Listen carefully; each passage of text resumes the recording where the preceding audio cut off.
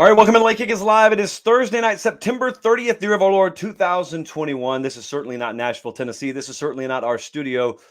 It is an undisclosed location in an exclusive Late Kick bunker somewhere in the state of Georgia. That's about as specific as I want to get right now. I'll talk about that a little bit more as the show goes on. But we don't have time to talk about location because the show is, as always, jam-packed tonight. The bad news is my voice is shot. We didn't even get to do a Late Kick extra podcast day because of that. Had to save up for tonight. We plan on doing a normal length show. I've probably got like 15 minutes of voice, which stands to reason something's got to give here. And we're on the road. So, hey, a lot different. But what remains the same is jam-packed. I mean, we've got potentially a historic Saturday ahead. I think a lot of folks are looking out there and they're seeing sort of the undercard. We're going to touch on a lot of those games tonight. But you see the bigger matchups, the Arkansas against Georgia, the Ole Miss against Alabama, the games we already broke down. A lot of people are calling for the dog to cover. There aren't nearly as many people calling for the dog to win outright. But if that were to happen, that's really when it's game on. Like if Alabama and or Georgia lose, that's really when it's game on. So I'm going to break down some more games because we already did those around the SEC. Florida's got a big weekend. LSU and Auburn have big weekends. Texas A&M, no one's talking about the Aggies. They're all looking ahead to next week when they welcome in Bama. They got a game this Saturday at home where they are favored by a grand total of 1 touchdown. You may not even know who they play. We'll talk about that in just a second. Also, several other games around the nation that I don't think we've touched on nearly to the but that's what we made Thursday for. So we're going to touch on that. And also this whole Nick Saban, Lane Kiffin dynamic. A lot of people talking about that. A lot of good writing out there about that because they play this Saturday. That's the game we'll be at, by the way. But, man, I was thinking today as I was driving into, if you want to call this our studio, and there's an angle on this I don't think anyone's picking up on. I mean, everyone talks about how it revitalized Alabama, how it really revolutionized offense there. It did all that. It saved Lane Kiffin's career. It did all that. But that all's in the past. There's someone right now. There's a program right now that is in dire need of what Alabama had injected into that program because in part due to Lane Kiffin. So we'll talk about all that. Make sure you are subscribed to the YouTube channel. We were about to we're rapidly closing in on 70,000 subscribers. So thank you for that and continue that momentum. All right, let's dive in here. We got to go all around the SEC. It's a big weekend in the SEC because Arkansas plays Georgia. It's a big weekend in the SEC because Ole Miss plays Bama, but we already broke those games down. If you want to see those picks, they are available both in podcast form and on the YouTube channel. But let's talk about some of these other games coming up Saturday. I mean, it is a banner day in the SEC, so much so that they're pushing one of these games, the one we're about to open with, all the way to a 9 o'clock Eastern time kickoff. That is where we begin, in Baton Rouge, Louisiana. What about this Auburn at LSU game? You know, this time last week, I was telling you LSU's got to win at Mississippi State. They've got to win in order for that staff to basically salvage their futures and to salvage a season. And that sounded a little bit stark to the point, but I believed it. They got through that. Well, now the reward is they get to come home and they get to play Auburn. The line on this game is 3.5. That's what LSU is favored by. Auburn hasn't won in Baton Rouge since like the Clinton administration. It's been a long, long time. 3.5. What do we think? That's essentially home field. So what do we think about the fact that odds makers are telling you we kind of think they're even teams? Have at it. Take the home field and have at it. Look at the play splits in this game. At halftime, if the score's close, I want you to do something for me, and I want you to just take a look at the box score, and I want you to see how many plays have been run. Not necessarily time of possession. How many plays have been run? Normally they correlate. And keep in mind that en route to a win last week, LSU's defense was on the field, I think, 88 plays. They had the old double snowman there. Here's my concern for LSU as we dive into this game. My concern is they have not been able to run the ball. I don't think they'll magically find their running game against Derek Mason in this Auburn defense. And so there's a lot of volatility. There's a lot of variability here. If LSU, Max Johnson, if they're really in sync on third downs early on and they sustain some drives and put some points on the board, LSU will end up winning the game, and you can forget what I'm talking about. But if there's a lot of 3 and out, if there's some clunkiness to LSU's offense early on, here's the problem. The problem is they're more than capable of being every bit as physical and then some as UCLA was in week 1. And remember when those critical metrics started to shift, the amount of plays run on top of everything else, that's what I'm concerned with. I'm concerned that at halftime, even if the score is close, I'll check that box score and Auburn will have already run 44 offensive plays to LSU's 27. That's going to add up. In a 4-quarter game, it's going to add up. And in the fourth quarter, if Auburn can have this thing one possession either way, and they've tilted those metrics, that fourth quarter, I think, will be there for them. And with that in mind, ran it through the model. The model put this like right at a pick 'em. I think Auburn's going to end up winning this game. In the least likely year for them to win the game in Baton Rouge, I actually think this is the year Auburn's going to win. I don't have a ton of confidence in this. I have my hands on my hips as I'm making this pick, which of course I never do. But I'm going to take Auburn to win the game. I think last week's close call against Georgia State kind of grabbed the collar of that program a little bit. And there was a firing of a wide receiver coach this week. So it feels like they're in turmoil. Nothing solves that and nothing extinguishes that quite like a win. This would be a really big one for that program. Let's talk about Florida. Florida's on the road. They are favored by somewhere between 8 and 9 points, depending on where you're looking right now. They're at Kentucky. This is a Saturday, 5 o'clock Eastern time kickoff. I told you there's some weird kickoff windows this Saturday. So you're looking, if you look on the screen right now, if you're watching on YouTube, that number's at 7.5. So that's moved even since I started taking notes on this thing this morning. I told you a couple of times, and I'll tell you once more, I think what both of these teams were able to do last week has been very overlooked. I appreciate the fact that Florida got up off the deck in an emotional and physical letdown spot after they played Bama, and they ended up pulling away from Tennessee. That is not a bad thing. That's a very good thing. I don't care that it was close at the half because every football game we talk about is 4 quarters long. That is a feather in the cap of that coaching staff. That's something that in the past, maybe they wouldn't have been able to pull off. And then conversely, or not conversely, kind of on the same side of that coin, Kentucky. I think they won by 1 possession at South Carolina. And you may look at that and you may say, well, big deal. It is a big deal because they were -3 in turnovers. Kentucky on the road in conference, losing the turnover battle by 3 should mean they lost the game by double digits. If you figure every turnover is worth X number of points, we think somewhere between 5.5 and 6, they should have lost the game. And not only did they cover, they ended up winning the game. That's a big deal. And so now we move into this game that everyone's got circled and you don't have to worry about it being off the radar. I'm way more confident in Florida. And the confidence grows week by week, not only because of what I just talked about, but also because Florida can do something this year that we have not been able to count on them doing. And that's have a really good offensive line show up and therefore a really good ground game show up. When you can do that, that travels. It goes with you. Doesn't matter if you're playing in Gainesville or on Neptune, or in this case, Lexington, Kentucky. That'll travel with you. That's very exciting because what that also does is it removes the wild swings and the ups and the downs and the ebbs and the flows. You get a lot more used to seeing one consistent product out of them. And so I think that's what we'll end up seeing Saturday. Now, having said that, they're taking Kentucky's best shot Saturday.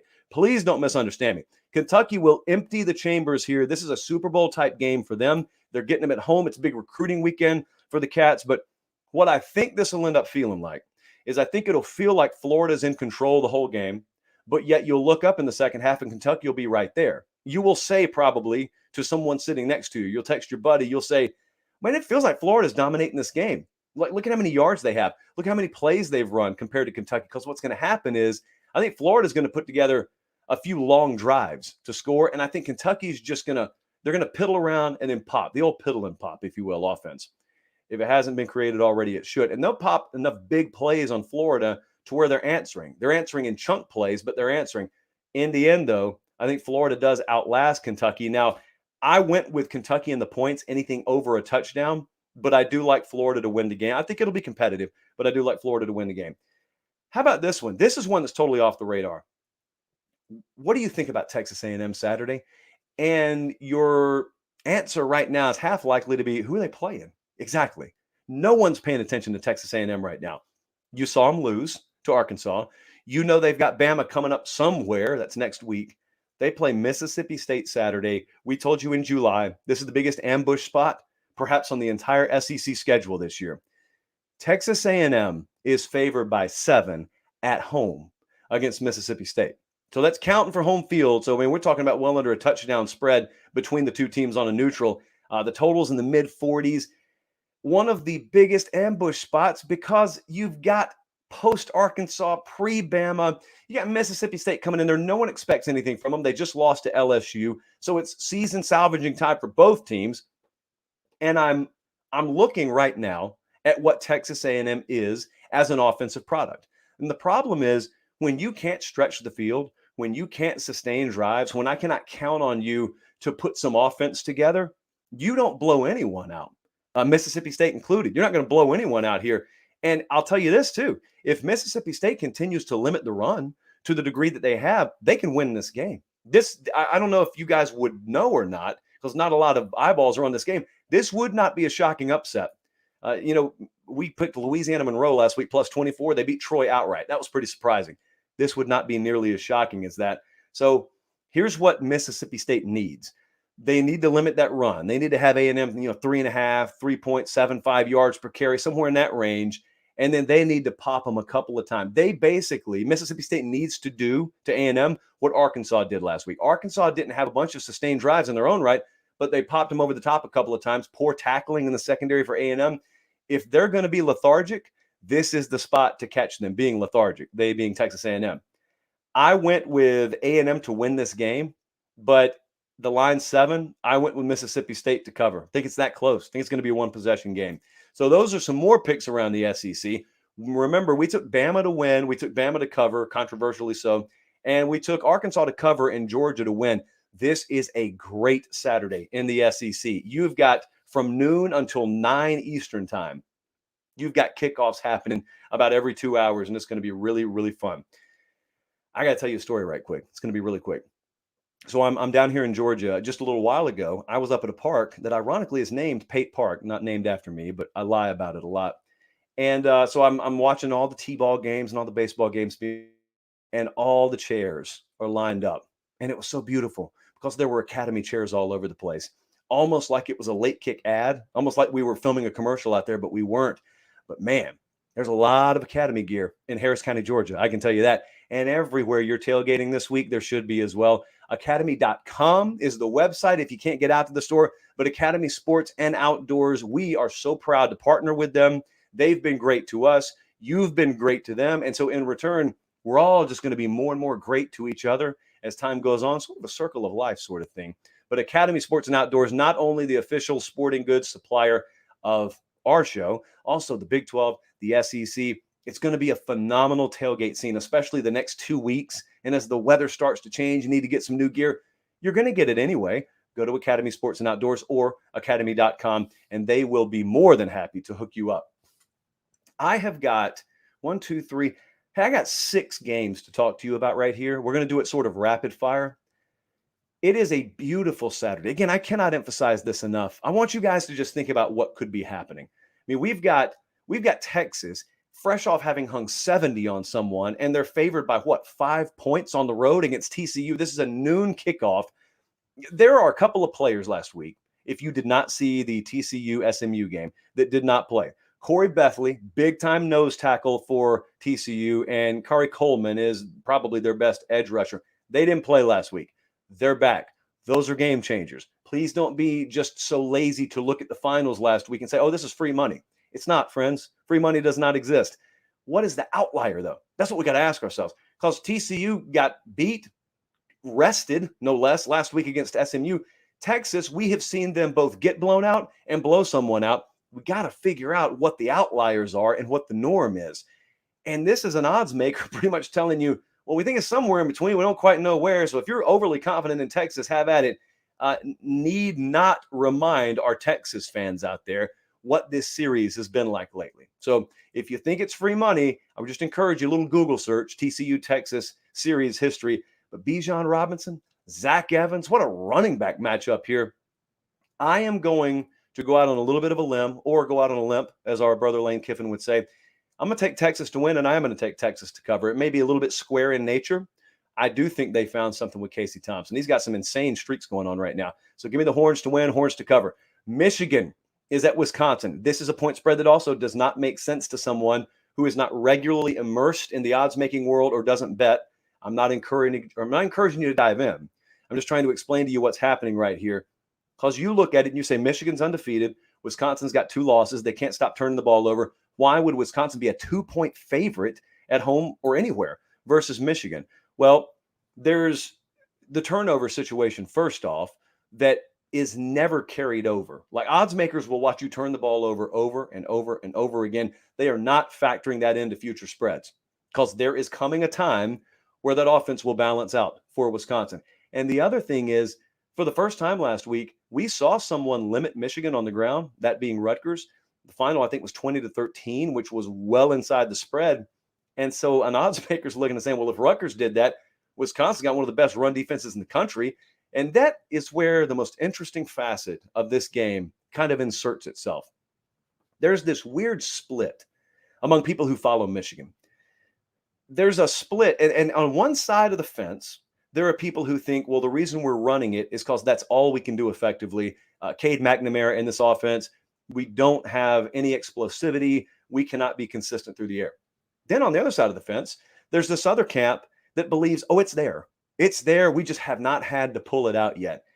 I think I'm a lot more in line with Camp A than Camp B. But I will tell you, if Camp B is right, they will be the reason Michigan wins this game. They're not running the ball very successfully on Wisconsin. And what I'm very interested in is if this becomes a game where you have to rely on a quarterback to win, which one do you trust more? Graham Mertz is turning the ball over left and right. Cade McNamara, we aren't confident what he can do at his maximum potential or capability. I went back and forth all day on this. I rode Wisconsin last week, and they led in the fourth quarter and lost 41-13. The only way that happens is turnovers. Very misleading final. I'm going to go right back to the well. Not betting on them, but I'm going to go back to the well. I'm going to take Wisconsin as a short underdog to win this game outright in Madison. And Michigan, their first loss, if that is to happen. My favorite Big Ten game of the week is Indiana at Penn State. It's a night kickoff. Love, love, love Penn State in this spot. It's one of the first best bets we had of the week. We got the game when it was at Penn State minus 10.5. I think it's all the way up to 12 or 12.5 right now.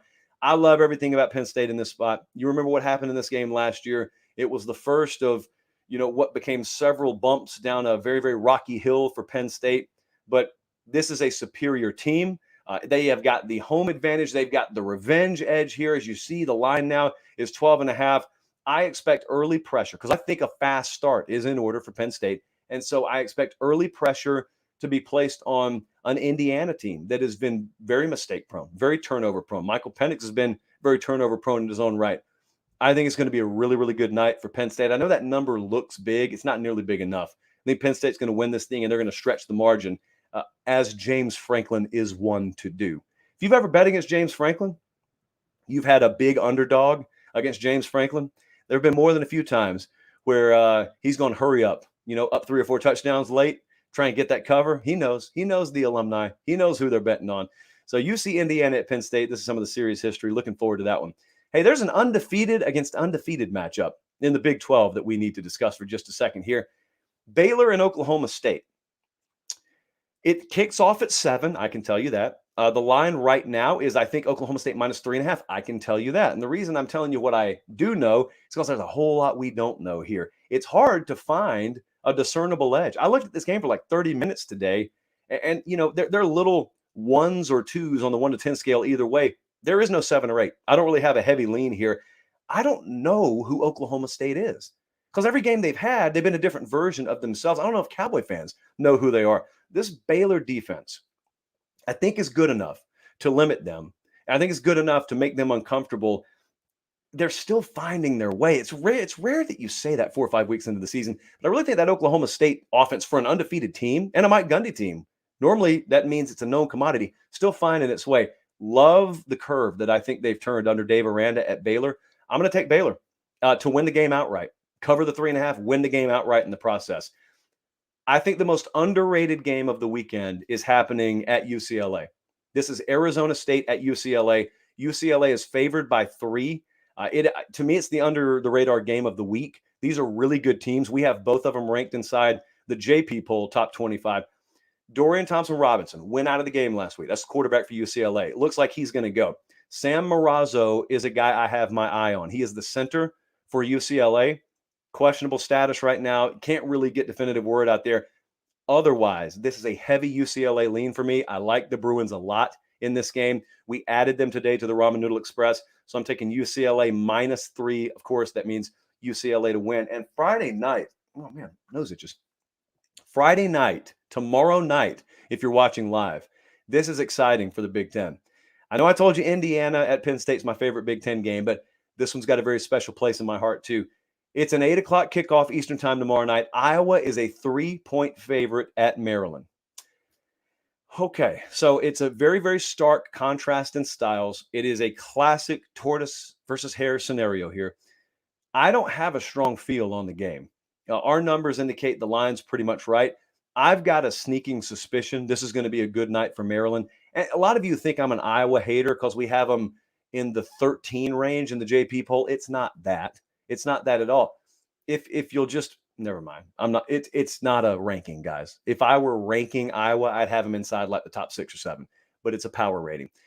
Iowa, I think they're going to go down. I don't have a strong feel on that, but I would take Maryland. Love the edge at quarterback. I would take them to win. And that is a loaded schedule. I'm telling you now, aside from the marquee games, we got a loaded college football schedule this Saturday. But what I wanted to wrap it up with, and we got some best bets coming up, so this isn't quite the end, but I wanted to take a couple of minutes, and I just wanted to talk about something.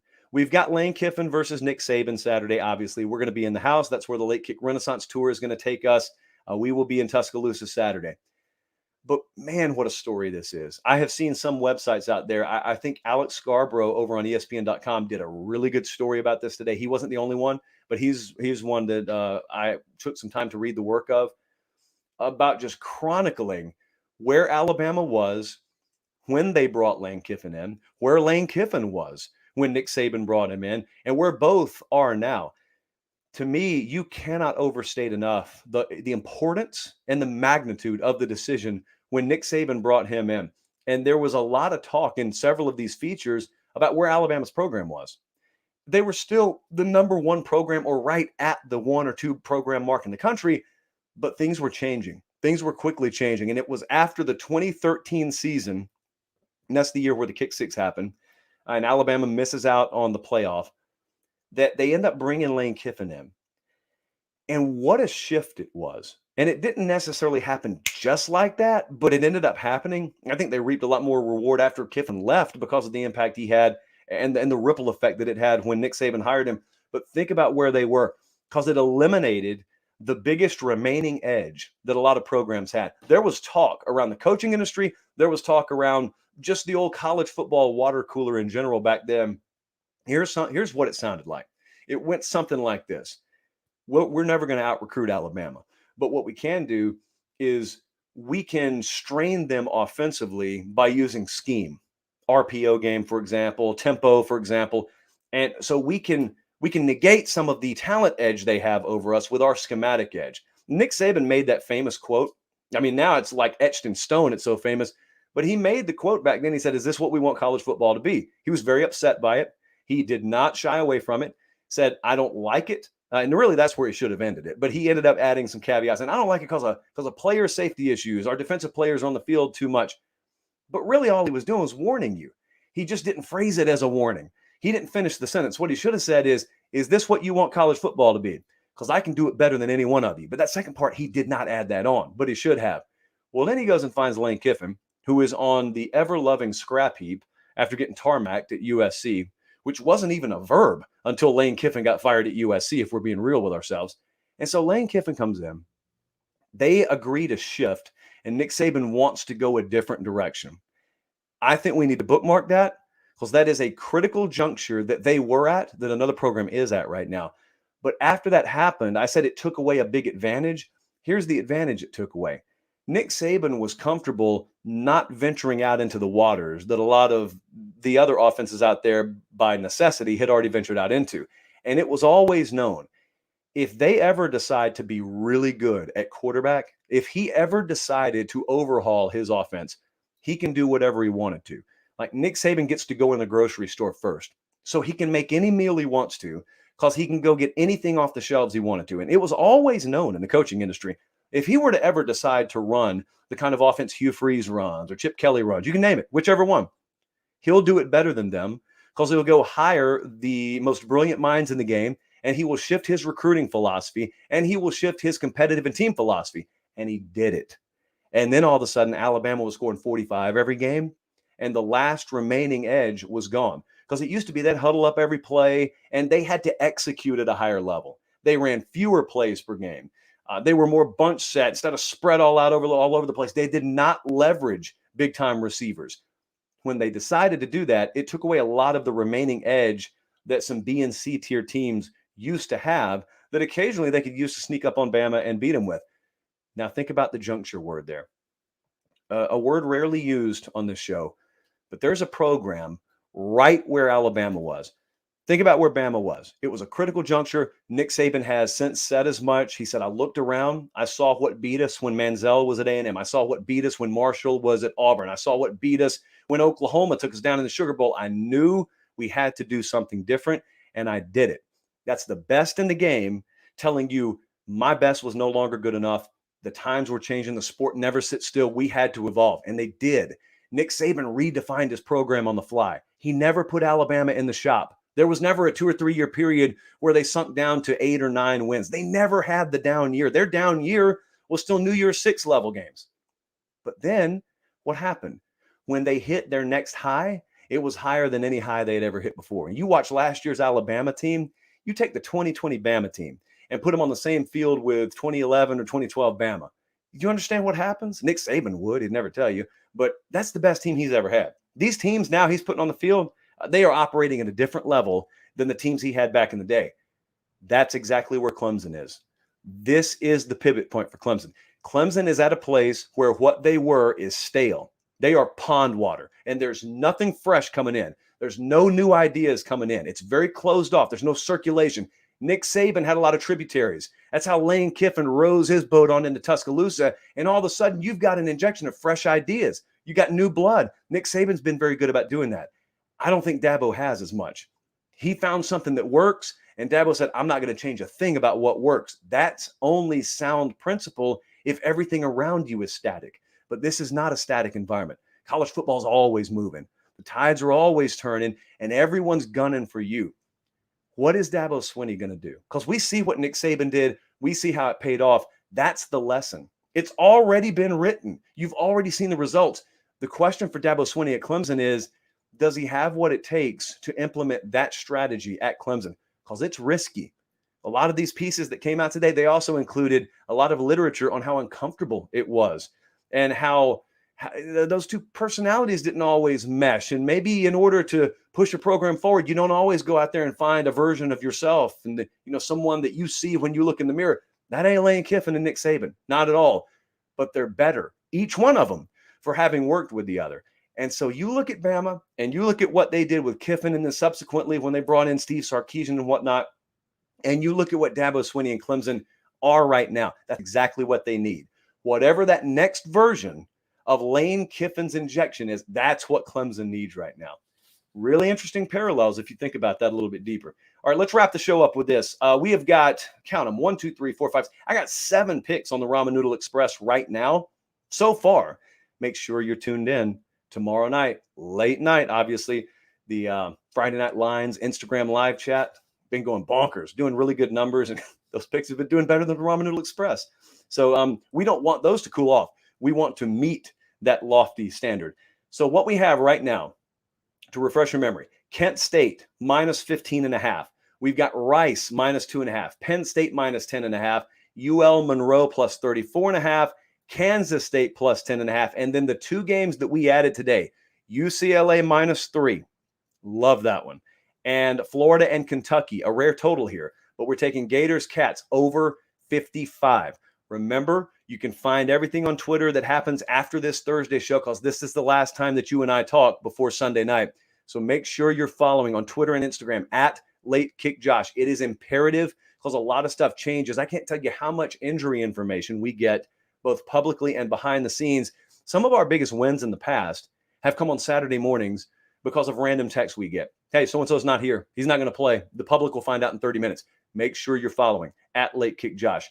Appreciate so much your ability to tune in. Our friends with collegefootballunlimited.com, by the way, this is their compound. I'm on a little side set in their compound, but I appreciate them giving us free reign here. I mean, it's kind of embarrassing the setup, so I'm not going to show you, but appreciate the ability to do this. I'm home until tomorrow. I'll head up to Tuscaloosa tomorrow night. Looking very forward to being at the Ole Miss Alabama game. Remember, game day is in Athens. SEC Nation is in Tuscaloosa. I've already gotten copious amounts of you telling me, here's my poster. I'm going to get you on TV Saturday. So much so that I'm starting to get nervous that I did not get enough Chali of Supremacy made, and we may have to issue a second order, but that's okay. That's okay because it's for the best of reasons. So thank you so much for our production team all over the place right now. Collins in Nashville. We got our friends down in Fort Lauderdale. We got collegefootballunlimited.com here. Thank you so much. Check their website out, by the way. Really good stuff there. I'm Josh Pate. Have a great start to your weekend. Thanks for tuning in, and God bless.